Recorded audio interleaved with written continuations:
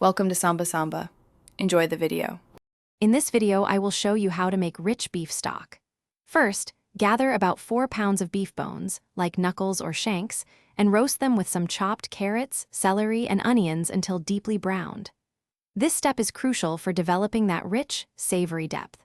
Transfer everything to a large stock pot, ensuring it's at least 8 quarts, then cover with cold water by about 2 inches. Once your bones and vegetables are covered, bring the pot to a very gentle simmer. It's important not to let it boil vigorously, as this can make your stock cloudy.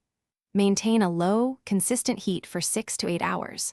Throughout this process, regularly skim off any foam or impurities that float to the top to ensure a clear, beautiful stock.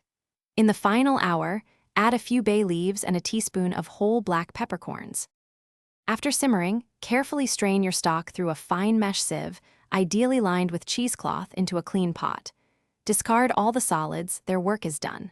Now, you have a flavorful liquid, but we can make it even better.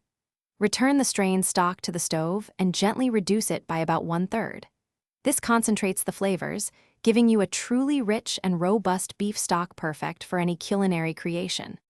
Proper storage is key to enjoying your homemade stock. First, cool it rapidly in an ice bath to prevent any bacterial growth. Once completely cool, transfer your rich beef stock into airtight containers. It will keep beautifully in the refrigerator for up to 5 days.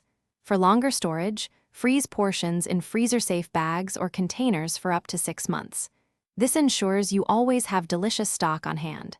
And hey, if you're looking for new recipes or just a great read, check the description below for a link to the new Kindle Paperwhite and other fantastic deals. Thanks for watching. Consider subscribing if we helped you.